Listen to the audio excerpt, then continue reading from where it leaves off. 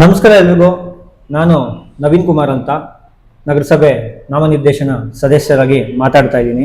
ಮೊನ್ನೆ ಏನು press meet ಕೊಟ್ಟಿದ್ದಾರೆ ನಮ್ಮ ಕಾಂಗ್ರೆಸ್ನ ಹಿರಿಯ ಮುಖಂಡರು ಕೆಲವರು, ಅದರಲ್ಲಿ ನಮ್ಮ ಶಾಸಕರು ದಲಿತರ ವಿರೋಧಿ, SC ST ವಿರೋಧಿ ಅಂತ ತುಂಬ ಹಗುರವಾಗಿ ಮಾತಾಡಿದ್ದಾರೆ.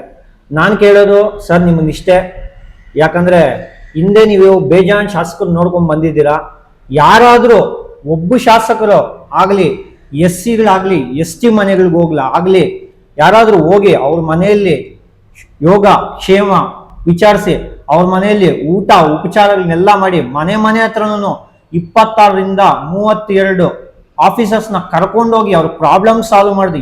ಎಷ್ಟೋ ಹಳ್ಳಿಗಳಲ್ಲಿ ಇವತ್ತವರೆಗೂ SC ST ಜಮೀನು, ಸ್ಮಶಾನಕ್ಕೆ ಜಮೀನು ಇರಲಿಲ್ಲ, ಅದನ್ನು ಮಂಜೂರು ಮಾಡಿಸಿ ತಹಸೀಲ್ದಾರ್ನ ಆಚೆಗೆ ಕರ್ಕೊಂಡು ಹೋಗ್ದಿರೋಂಥ ಪರಿಸ್ಥಿತಿಗಳಿರೋ ಕಾಲದಲ್ಲಿ, ಈ ಕಾಲದಲ್ಲಿ AC ಕುತ್ಕೊಂಡು ಕೆಲಸ ಮಾಡಿಸ್ಕೊಂಡು, ಈ ಕಾಲದಲ್ಲಿ ತಹಸೀಲ್ದಾರಿಂದ ಹಿಡಿದು ಸೋಷಿಯಲ್ ವೆಲ್ಫೇರ್ ಡಿಪಾರ್ಟ್ಮೆಂಟ್ ಎಲ್ಲಾರನ್ನೂ ಕರ್ಕೊಂಡು ಹೋಗಿ ಹಳ್ಳಿಗೂ ವಾರ್ಡ್ಗೂ ಸುತ್ತಿ ಅಲ್ಲಿ ಕೆಲಸ ಮಾಡಿಸಿ, ಅಲ್ಲೇ ಪೆನ್ಷನ್ ಕೊಡಿಸಿ, ಅಲ್ಲೇ ಕೆಲವರಿಗೆ ಸರ್ಟಿಫಿಕೇಟ್ಸ್ ಕೊಡಿಸೋ ಅಂತ ನಮ್ಮ ಶಾಸಕರ ಬಗ್ಗೆ ನೀವು SC ST ಪರ ಅಲ್ಲ, ದಲಿತರ ಪರ, ದಲಿತರ ವಿರೋಧಿ ಅಂತ ನೀವು ಪ್ರೆಸ್ ಮೀಟ್ ಕೊಟ್ಟಿದ್ದೀರಾ.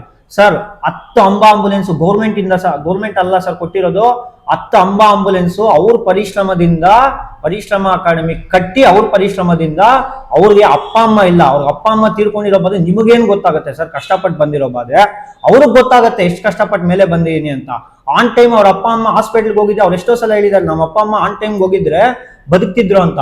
ಆದ್ರಿಂದ ಇನ್ಸ್ಪೈರ್ ತಗೊಂಡು ಅವರು ಎಲ್ಲರೂ ಸಾಯ್ಬಾರ್ದು ಅಂತ, ಯಾರು ತೀರ್ಕೋಬಾರ್ದು ಅಂತ ಅವರು 10 ಆಂಬುಲೆನ್ಸ್ನ ಬಿಟ್ಟಿದ್ದಾರೆ. ಯಾರು ತುಂಬಾ ಯೂಸ್ ಮಾಡ್ತಾರೆ 10 ಆಂಬುಲೆನ್ಸ್ನ? ಬಡವರು ಯಾವ್ದ್ರಲ್ಲಿ ಇದಾರೆ ಸ್ವಾಮಿ? SC ST ಬಡವರು ಇರೋದು.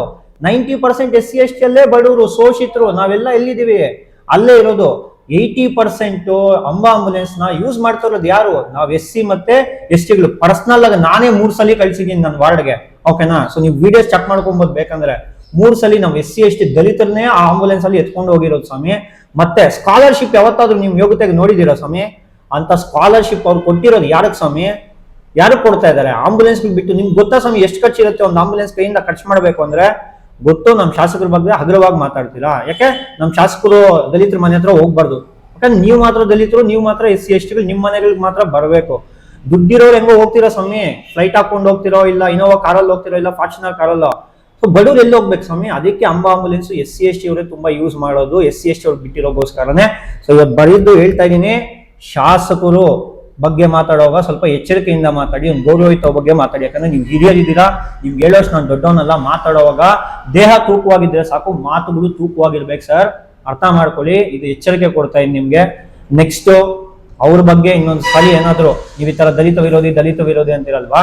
ಸೊ ಒಂದು ನಗರಸಭೆ ನಾಮಿನೇಷನ್ ಇಂದ ಹಿಡಿದು, ಓಕೆನಾ, ತಹಸೀಲ್ದಾರ್ ಇಂದ ಹಿಡಿದು, ನಗರಸಭೆ ನಾಮಿನೇಷನ್ ಇಂದ ಹಿಡಿದು, ಓಕೆನಾ, ಒಂದು ದರ್ಖಾಸ್ತ್ ಕಮಿಟಿ ಮಾಡೋರು ಯಾರಿದ್ದಾರೆ ನಗರಸಭೆ ನಾಮಿನೇಷನ್ ಅಲ್ಲಿ? ನಾನು ST, ನನ್ನನ್ನು ಮಾಡಿದ್ರು 26 ವರ್ಷ ಕರ್ಕೊಂಡ್ ಬಂದು ಒಬ್ಬ ಹುಡುಗನ್ ಮಾಡಿದ್ರು, ಒಬ್ಬ SC ಕೊಟ್ರು, ಇಬ್ಬರಿಗೆ ಯಾರು ಕೊಟ್ರು? ಮುಸ್ಲಿಂ ಸಮುದಾಯ ಕೊಟ್ರು. ಅವ್ರು ಯಾರು ಲೀಡ್ರು? ಅಹಿಂದ ಲೀಡ್ರು. 1.5 ಲಕ್ಷ ಜನ ಅಹಿಂದ ಜನ ಇದೀವಿ ಈ ತಾಲೂಕಲ್ಲಿ. ನಾವು ಕುರುಬರು, ಮುಸ್ಲಿಮ್ಸ್ ಅವರು, SC ST ಎಲ್ಲ ಸೇರ್ಕೊಂಡ್ರೆ 80 to 85% ಪ್ರದೀಪ್ ಈಶ್ವರ್ ಪರ ಇದೀವಿ. ಪ್ರದೀಪ್ ಈಶ್ವರ್ ಅವ್ರಿಗೆ ಅಹಿಂದ ಬಲ ಇದೆ, ನಾವು ಸಾಕು ಪ್ರದೀಪ್ ಈಶ್ವರ ಪರ. ಅವರು ಮಾಡ್ತಾ ಇರೋದೇ ಧೈರ್ಯವಾಗಿ ಹೇಳ್ತಾರಲ್ಲ ಸ್ವಾಮಿ, ನಾನು SC ST ಪರ ಅಂತ. 224 ಶಾಸಕರಿದ್ದಾರೆ ಕರ್ನಾಟಕದಲ್ಲಿ. ಯಾವ MLA ಧೈರ್ಯ ಇದೆ ನಾನು SC ST ಅಹಿಂದ ಪರ ಅಂತ? ಭಯ ಇವ್ರಿಗಿದೆ ಆ ಧೈರ್ಯ ಹೇಳಕ್ಕೆ. ಯಾರ ಕೈಲಾದ್ರೂ ಸ್ಟೇಟ್ಮೆಂಟ್ ಕೊಡ್ಸಿ ನಾನು ಬರೀ SC ST ಪರ ಅಂತ? ಇವ್ರು ಕೊಡ್ತಾ ಇಲ್ವಾ ಸ್ಟೇಟ್ಮೆಂಟ್ ನಾನು SC ST ಪರ ಅಂತ? ಇನ್ನೇನು ಬೇಕು ಸ್ವಾಮಿ ನಿಮ್ಗೆ SC ST ಪರ ಅಂತ? ನೆಕ್ಸ್ಟ್ ನಮ್ಮ ಒಂದು ಟೌನ್ ಪ್ಲಾನಿಂಗ್ ಹಮ್ಮೀಮ್ ಅವ್ರ ಬಗ್ಗೆ ಮಾತಾಡಿದಿರ ಕೆಲವರು. ಒಬ್ಬ ಬಡವ ಸಮಯ ಅವ್ರ ಅಪ್ಪ ಮೂಟೆ ಓಡ್ತಾ ಇದ್ರು. ಅವ್ರ ಅಪ್ಪ ಮೂಟೆ ಓಡಿ ಅವ್ನ ಆಫೀಸ್ ಅಡ್ಮಿನ್ ಆಗಿ ಎಲೆಕ್ಷನ್ ಆದ್ಮೇಲೆ ಕೇಸ್ಗಳು ಹಾಕ್ಸ್ಕೊಂಡು ಅವನ ಟೌನ್ ಪ್ಲಾನಿಂಗ್ ಮೆಂಬರ್ ಮಾಡಿರೋದು. ಅಂದ್ರೆ ಟೌನ್ ಪ್ಲಾನಿಂಗ್ ಮೆಂಬರ್ ಅಂದ್ರೆ ಬರೀ ದೊಡ್ಡವ್ರು ಆಗ್ತಿದ್ರು. 25 ವರ್ಷಕ್ಕೆ ಟೌನ್ ಪ್ಲಾನಿಂಗ್ ಮೆಂಬರ್ ಆಗಿದ್ದಾನೆ ಅವನು. ಬಡವ ಸ್ವಾಮಿ ಅವನು. ಯಾಕೆ ಬಡವ್ರು ಬೆಳಿಬಾರ್ದಾ? ಬಡವ್ರ ಕಷ್ಟ ಏನು ಅಂತ ನಮ್ ಶಾಸಕರಿಗೆ ಗೊತ್ತು. ಕೇಸುಗಳು ಹಾಕ್ಸ್ಕೊಂಡು ಕೋರ್ಟ್ಗೆಲ್ಲ ಸುತ್ತಾಡಿ ಅಪ್ಪ ಅಮ್ಮ ಇಲ್ದಿರೋರು ಗೊತ್ತಾಗತ್ತೆ ಕಷ್ಟ ಏನು ಅಂತ. AC ಕುತ್ಕೊಂಡು ರಾಜಕೀಯ ಮಾಡಿದ್ರೆ ಗೊತ್ತಾಗಲ್ಲ ಸ್ವಾಮಿ. AC ಇಂದ ಸ್ವಲ್ಪ ಆಚೆ ಬಂದು ರಾಜಕೀಯ ಮಾಡಿ ಬೇರೆಯವ್ರಿಗೆ ಮಾರ್ಗದರ್ಶನ ಮಾಡಿ. ನಿಮ್ಮ ಮಾರ್ಗದರ್ಶನ ಬೇರೆಯವ್ರಿಗಿಲ್ಲ, ನಿಮ್ಮ ಮಾರ್ಗದರ್ಶನ ಬೇರೆಯವ್ರಿಗೆ ಕೊಡಬೇಡಿ. ಯಾವತ್ತೂ ಹೇಳೋದೊಂದೇ, ಡೋಂಟ್ ಬಿಕಮ್ ಫಿಲಾಸಫರ್ ಅಂತ ಹೇಳ್ತಾರೆ. ಅಂದ್ರೆ ನೀನು ಫಾಲೋ ಮಾಡೋವರ್ಗು ಫಿಲಾಸಫರ್ ಆಗ್ಬಾರ್ದಂತೆ. Don't become philosopher until you follow ಅಂತ. ಬೇರೆಯವ್ರಿಗೆ ಸಜೆಷನ್ ಮಾಡಬಹುದು, ನೀವು ಫಾಲೋ ಮಾಡಿ ಆಮೇಲೆ ಹೇಳಿ ನೀವೆಷ್ಟು ಜನಕ್ಕೆ SC ST ಅವ್ರಿಗೆ ಸ್ಕಾಲರ್ಶಿಪ್ ಕೊಟ್ಟಿದ್ದೀರಾ, SC ST ಅವ್ರಿಗೆ ಉದ್ಧಾರ ಮಾಡಿದ್ದೀರಾ, SC ST ಅವ್ರಿಗೆ ಎಷ್ಟು ಜನಕ್ಕೆ ಮಾಡಿದ್ದೀರಾ.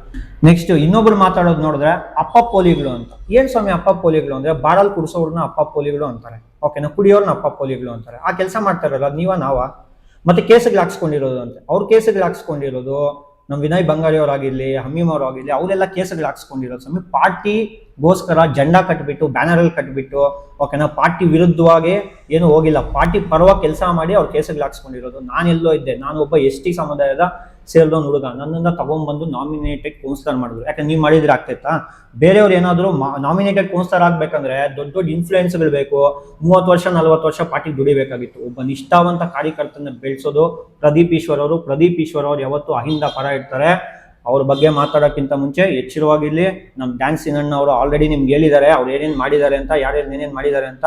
ಅರ್ಥ ಮಾಡ್ಕೊಂಡು ಮಾತಾಡೋಕ್ಕಿಂತ ಮುಂಚೆ ಎಚ್ಚರವಾಗಿ ಮಾತಾಡಿ ಅಂತ ಹೇಳ್ತಾ ನಾನು ಈ ಮಾತನ್ನು ಮುಗಿಸ್ತಾ ಇದೀನಿ. ಮತ್ತೆ ಇದೇ ತರ ಏನಾದರೂ ರಿಪೀಟ್ ಮಾಡಿದ್ರೆ ನಾವು ಅಹಿಂದ ಅವರು ನಿಮ್ಮ ಮನೆಗಳ ಮುಂದೆ ಬಂದು ಹೋರಾಟ ಮಾಡ್ಬೇಕಾಗತ್ತೆ ಸ್ವಾಮಿ.